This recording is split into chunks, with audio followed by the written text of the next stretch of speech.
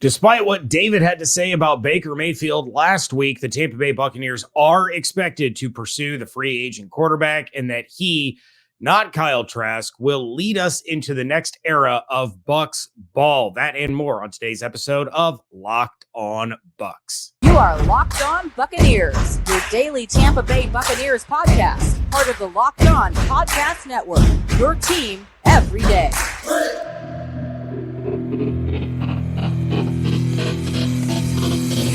What's up, and welcome to the Locked On Bucks podcast, part of the Locked On Podcast Network, your team every day. We are your daily podcast covering the Tampa Bay Buccaneers, free and available on all platforms, including YouTube, as well as the 10 Tampa Bay Plus app that you can find on your Roku device and Amazon Fire Stick. And we thank you for making us your first listen or view of the day. I am James Yarcho, finally back after a very long hockey road trip. Thank you to David for holding it down. That's right, my co-host David Harrison of BucksGameDay.com right here with me. And you can follow all the action on Twitter at Locked On Bucks, at JYarcho_Bucks, and at DHarrison82. The Buccaneers are reportedly moving on from one of Tom Brady's guys, and we're going to discuss whether or not Baker Mayfield can lead the Tampa Bay Buccaneers to their third Super Bowl championship in franchise history, because I said it before that if Mayfield signed with the Buccaneers, that he would be the starting quarterback, that he would beat out Kyle Trask for that job. And reportedly, the Buccaneers plan on doing just that, bringing in Baker Mayfield anyway, not necessarily giving him the starting job. Via Ian Rappaport on Twitter Sunday, when free agency begins, the Bucs are expected to target ex-Rams quarterback Baker Mayfield as a potential starting quarterback option, per me and Mike Garafolo. This is Ian tweeting this again. So per Ian Rappaport and Mike Garafolo, this could be competition for Kyle Trask, their former second-round pick, who the team likes a lot, as TB plots life without Tom Brady. End quote. James, as you said in the cold open, I did part of one of my solo episodes while you were out doing that hockey was about some free agent targets. And ideally, the episode was actually about guys I would like to see the Buccaneers go ahead and pursue. But I was like, you know what? I haven't really talked a lot of Baker Mayfield, so let me do so while James isn't here to interrupt me. And I laid out a brilliant case for why the Buccaneers should not pursue Baker Mayfield.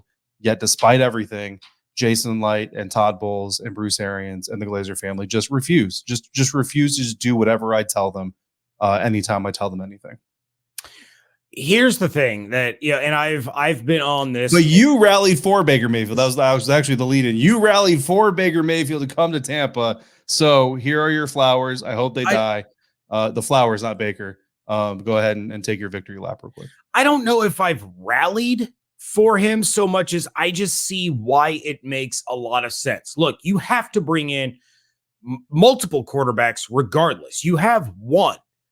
So if you sign a veteran quarterback with starting experience, with playoff experience, it makes sense, especially if you could do it for a cheap price, which I don't think Baker Mayfield is going to cost a ton of money. Would I be all right with them bringing in Drew Lock or Jacoby Brissett, who they are also reportedly interested in? That's fine. You have to bring in a veteran. But my biggest thing in all of this is I think the Baker that we saw in 2020, where he led the Cleveland Browns to their first playoff win since 1994, is closer to the kind of Baker Mayfield that the Bucs would get if they sign him, rather than the 2021 Baker that played with a nasty shoulder injury all year. The Baker in Carolina that, in my opinion, didn't really have a fair shake, as that entire organization was in full-blown dysfunction all year long. And then didn't really have a ton of time with the Rams, had a nice comeback victory as you laid out. But he was out there throwing to guys like Ben Skoranek, and Tutu Atwell. What are you going to do with that? You don't have Cooper out there. You don't have any semblance of a run game. So I love the idea that the Buccaneers are pursuing Baker Mayfield. But I will throw a caveat in this. Yeah. If they are going to bring him in, as Ian alludes to in his tweet, as competition for Kyle Trask, I want to see a real competition. May the best man win. I know I've been hard on Kyle Trask. I know I have my reservations about him. I personally would rather see Baker as the starting quarterback, but he has to earn that job. And I think if Baker is the guy for the Bucs, he understands that. He understands when he signs that he's not being handed this starting job, which may mean he may go to one of these other teams that are reportedly interested. Tom Pelissero said multiple teams interested in Baker Mayfield. Okay, if you want to be handed a starting job, go somewhere else. Let Jacoby Brissett or Drew Lock come in and compete. Yeah. The best man needs to win this competition. I just think that in a division that's still pretty wide open, Baker Mayfield gives the Bucs the best opportunity to compete in the division. I disagree. I don't think that if Baker Mayfield comes in, he needs to compete with Kyle Trask. I think if Baker Mayfield comes in, he needs to compete with Drew Lock, because I feel like if you're the Tampa Bay Buccaneers and you're Jason Light, Bruce Arians, Todd Bowles, I mean, again, I know Todd Bowles wasn't the head coach when Kyle Trask was drafted, but he was on the team and he was in the room. He was in the meeting room. He was in the decision-making meetings, right? So this isn't like foreign territory to him.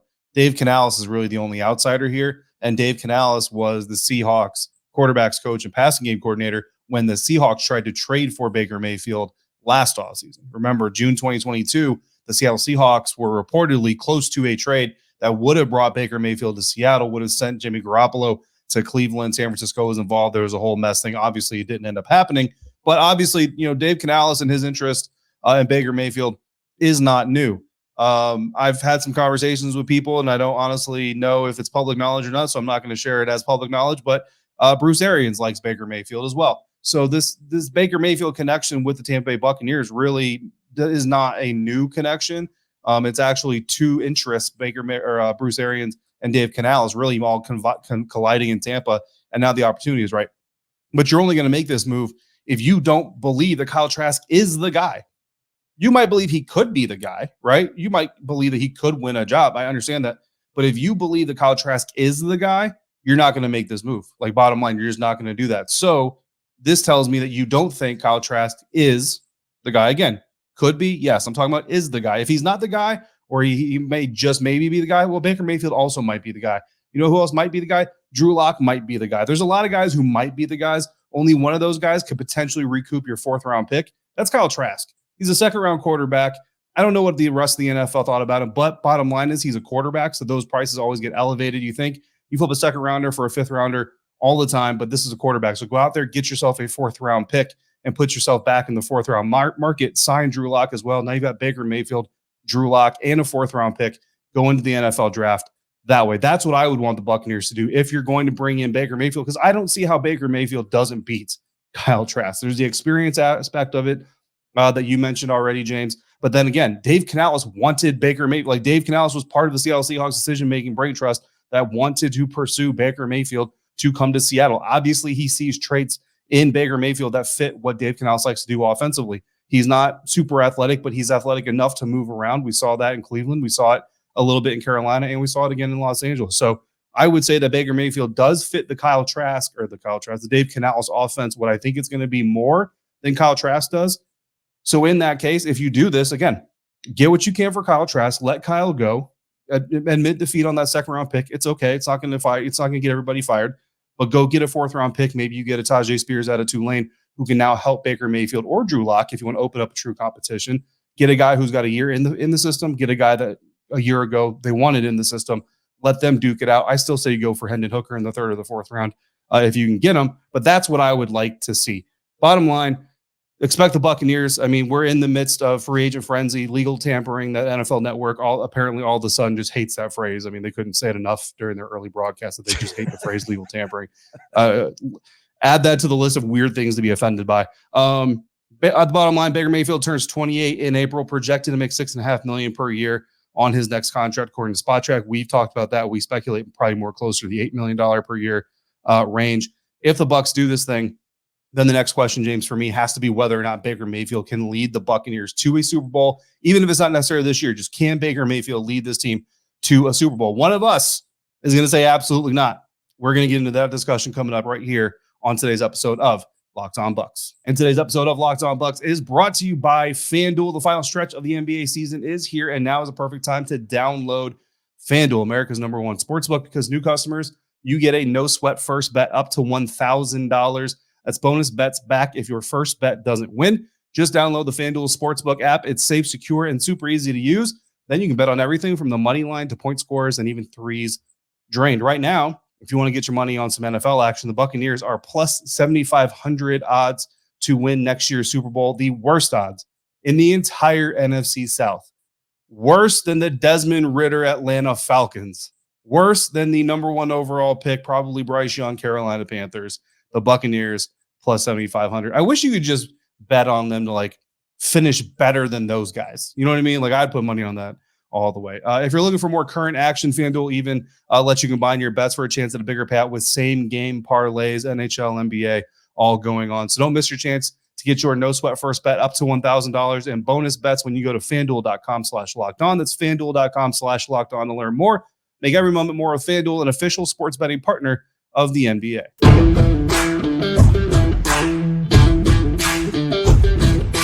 I have accepted and come to grips with the fact that the Buccaneers are indeed going to be pursuing Baker Mayfield in free agency. And to me, that means he's a starting quarterback. Again, Trask season, just not going to be a thing in Tampa Bay. Sorry, Gators fans. Maybe that Gator-heavy mock draft will come to fruition and you'll get some Gator love that way. But it's just not going to happen with Kyle Trask if they bring in Baker Mayfield. Honestly, even if they bring in Drew Lock, I think Drew Lock beats him out for the starting job. Anyway, so what a great use of a second-round pick. Moving forward, the question we need to answer, James, is whether or not Baker can lead this team to a Super Bowl. My answer is no. Can Baker Mayfield lead the Tampa Bay Buccaneers to a Super Bowl? I lean probably not. And I was having this discussion with my dad, who I have mentioned, on this podcast as not wanting Baker Mayfield to come to the Tampa Bay Buccaneers. Yeah. And I told him kind of the same thing that I've told you. Like, look, you have to sign a quarterback. You need to bring in a veteran. It's nice to bring in a cheap veteran with the experience that he has. But unless he absolutely goes on a tear and he looks, like the number one pick in the NFL draft, finally living up to his expectations and potential, what you're doing here is you're signing a bridge. That's all you're doing. You're signing a bridge, which is why I think the competition between he and Kyle Trask will be great, because you're either getting a decent bridge for the next year or two while you continue to look for your franchise quarterback, which could be Hendon Hooker in the third round. You're not tied to him, and I get the mentality of, if you're going to sign him and live in quarterback purgatory, then there's no point. You either roll with what you have and you're good, or you suck and you can draft one, but you have to sign quarterbacks regardless. Who knows? Maybe we're going to look back on this conversation 3 years from now and be like, holy crap, Baker Mayfield won a Super Bowl for the Tampa Bay Buccaneers. But perhaps, probably not. Right. Exactly. Probably not. But, who would have thought that Drew Brees would have done what he did with the Saints after all of his injury issues and the problems in San Diego and being replaced there? You never know how these things play out.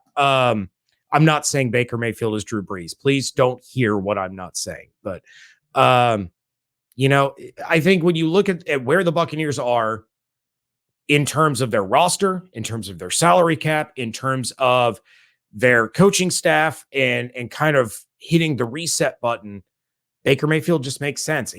But he's probably not going to lead you to a Super Bowl. No. So my next question would be, then what are we doing here? Right? Because to me, what you just said is, this is a one-way street to being the Dallas Cowboys. And the Dallas Cowboys have made it to a lot of playoffs. The Dallas Cowboys have won a good amount of NFC East Division championships. They've been competitive in December. They have not won any Super Bowls since Troy Aikman started broadcasting games high.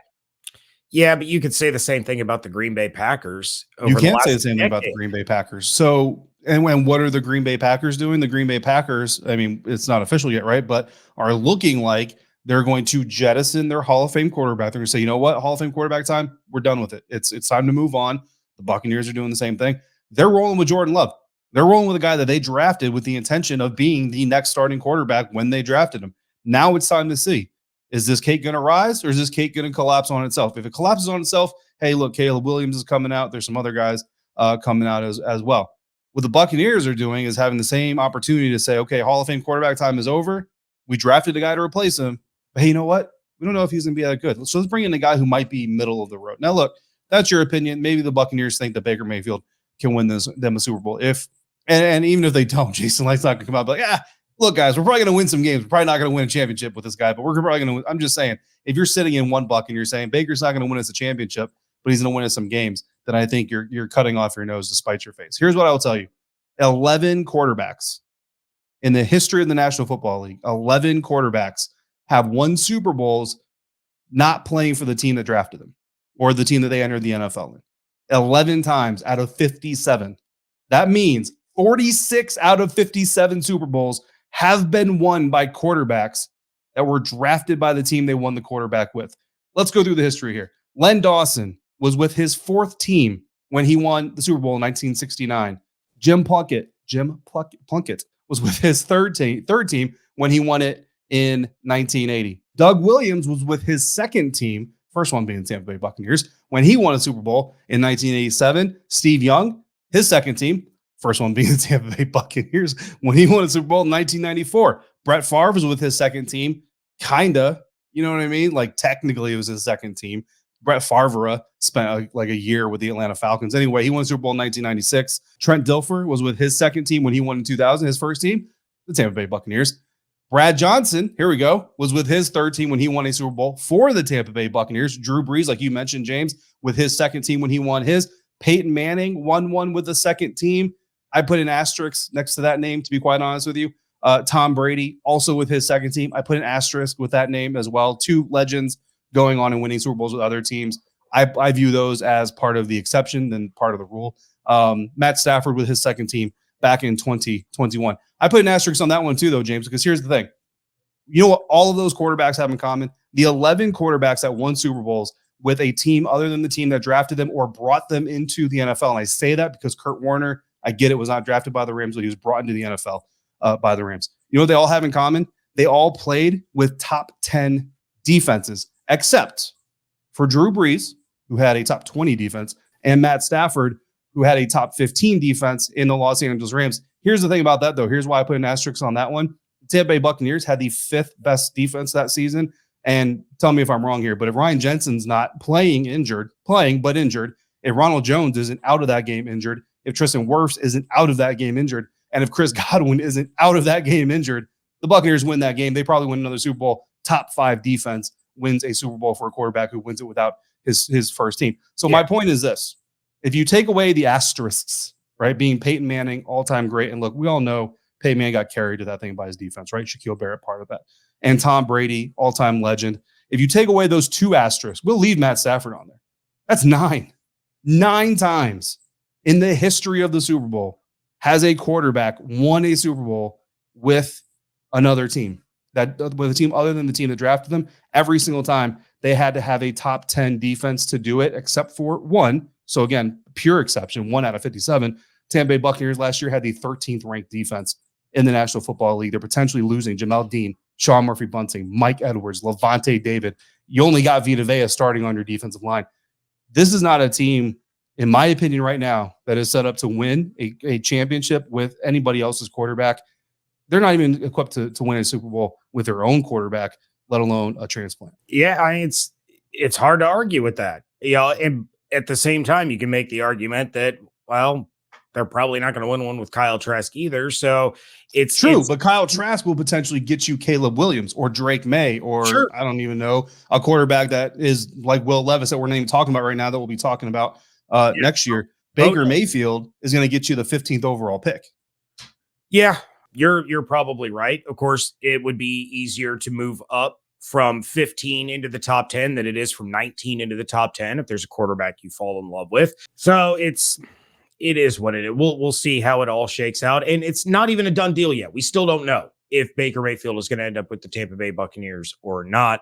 But the Bucs made enough moves to be cap compliant, and they aren't done freeing up money in order to try to bring back some of their own and pursue Baker Mayfield. More on that coming up next on Locked On Bucs. The Built March Madness bracket is here. We know you have a favorite bar or puff, and now is your time to make it count. Go to builtmarchmadness.com to vote for your favorites. You know that I'm going to be voting for the lemon dipped cheesecake puff, because if there are two things in this world that I really truly enjoy, it's lemon flavored desserts and it's cheesecake.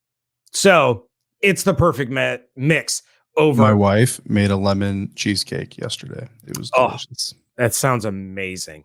My son's favorite dessert is like, you know what? I'm not even going to get into it because we got to talk about puffs, because these cheesecakes and these desserts are not as healthy and delicious for you as these Built bars and Built puffs. And if you want your favorite to win, then you're going to be voting for the lemon dip cheesecake puff to win as well. Support your team, support your bar, support your puff.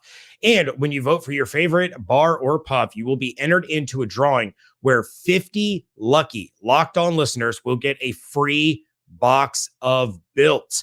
Not only that, but one Locked On fan will win a 12-month subscription to Built to have Built's best bars or puffs delivered monthly straight to your door. You got to try Built. Built is the best protein bar ever. They are so amazing, you won't think that they are good for you. But what makes Built bars and puffs so good? They're high in protein, low in sugar, and covered in 100% real chocolate. Run to builtmarchmadness.com right now to vote for your favorite bar or puff and pick up a box while you're there. You can vote every day in March. So hop in and support your favorite Built.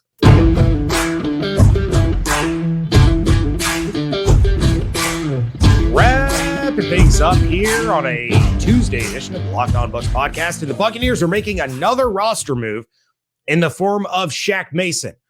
One way or another, that guy's not going to be on the roster in 2023. According to Tom Pelissero of NFL Network, the Buccaneers are actively shopping guard Shaq Mason, and if they cannot find a trade partner, they will release him at the start of the new league year. That's going to free up about $5 million in cap space. David, there are some mixed feelings about that move on the Twitter sphere. Some are saying Shaq Mason is a top 6 or 7 guard in the NFL. So why would the Buccaneers want to get rid of him even with that money? You could extend him. You could, rearrange it so that his cap hit this year isn't as big and you get him for a couple more years. But then there are others saying that, honestly, the numbers show that he wasn't really an upgrade over Alex Kappa, let alone in the upper echelon of guards in the National Football League.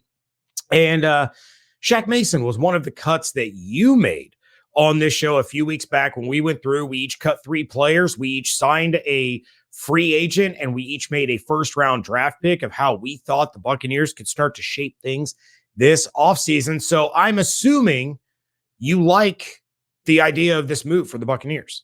I mean, yeah, look, it's not that I was like hoping for Shaq Mason to lose his job. You know what I mean? But when you look at the numbers, you look at the performance of the offensive line.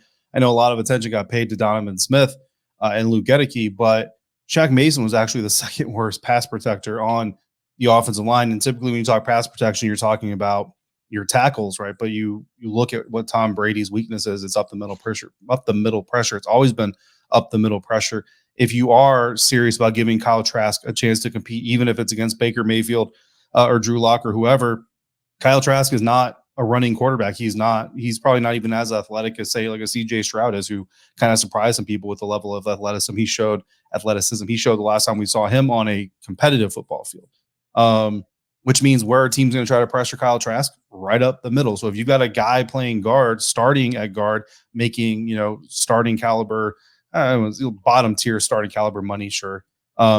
That's a problem. You know what I mean? If you can't pass protect, you've got Ryan Jensen coming back. Again, I'm a big advocate of Aaron Stinney. If you go back to that episode where, yes, I made Shaq Mason one of my cuts, I also made Aaron Stinney my re-sign that we got to re-sign a guy. So you bring Aaron Stinney back, you put him over there with Tristan Wirfs and Ryan Jensen. And guess what? Those 3 guys have played together, and they played together a good amount of time. They played together in the Super Bowl. That's valuable to me, right? And then you look at the left side, you got a left tackle situation. You got a left guard situation. We'll see what they do with Gedeke. Maybe they move him to the right. Maybe they move Tristan to the left. Whatever it is, bottom line is you're getting the opportunity to get a front 5 on the field that has some experience, has some proven potential and performance. And again, if Aaron Stinney's recovery is coming along well, that's the question mark that I can't answer, but the Buccaneers will have those answers. If that's the case, I'm much more comfortable rolling Aaron Stinney out there at right guard than I am Shaq Mason personally. And you look at this NFL draft class, we talked about this. If you need an offensive lineman, this is the year to need an offensive lineman because you're going to find offensive line talent in this NFL draft in the back end of the first half and throughout day two. You're going to get guys you could arguably, depending on how this board falls, there's potential there. You could get a guy in the third round. I've seen Luke Whippler mocked in the third round, center out of Ohio State.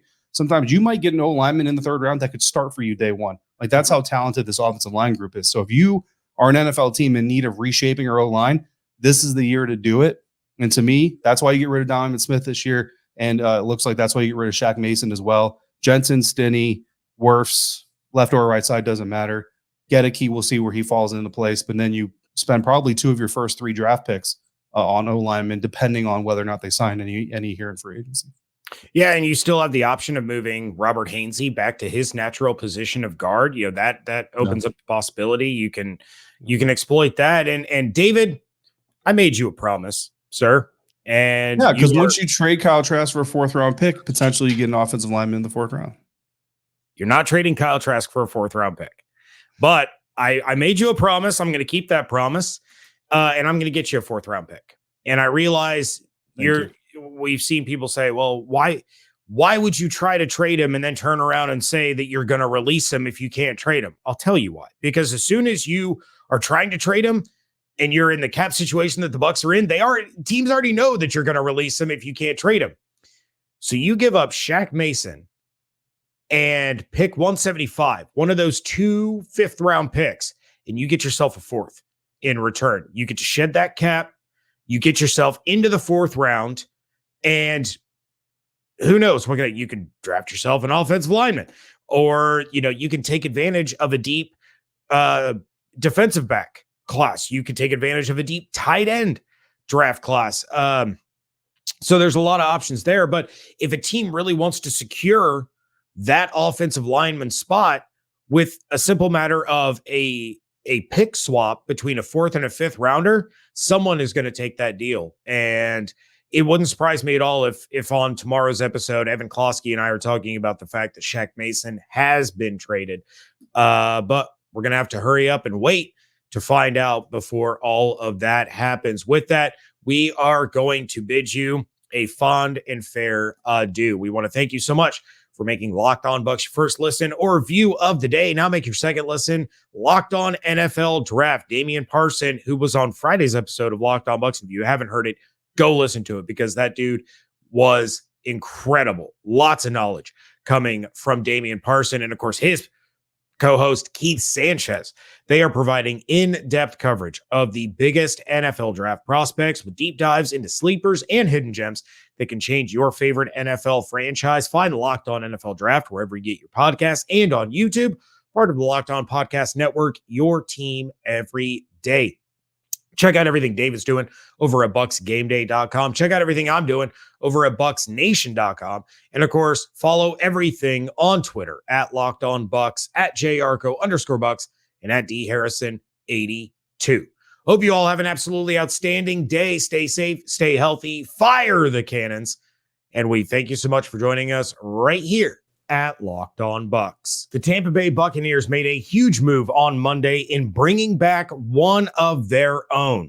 I am James Yarko, one of the hosts of the Locked On Bucs podcast, here to talk about the Tampa Bay Buccaneers signing cornerback Jamel Dean to a 4-year, $52 million deal ahead of free agency beginning on Wednesday. Jamel Dean was widely considered one of, if not the best cornerback set to hit the market. NFL.com had him ranked as the 10th best free agent ready to hit the market. And the Buccaneers were not considered to be a team in a position that could re-sign him. Instead, Jason Licht works his magic, solidifies the other starting cornerback job opposite of Carlton Davis, and does so at a relative bargain compared to what Dean was estimated to get on the open market. Some had predicted that Dean could get upwards of $18 million a year. Instead, it's a 4-year deal worth $52 million.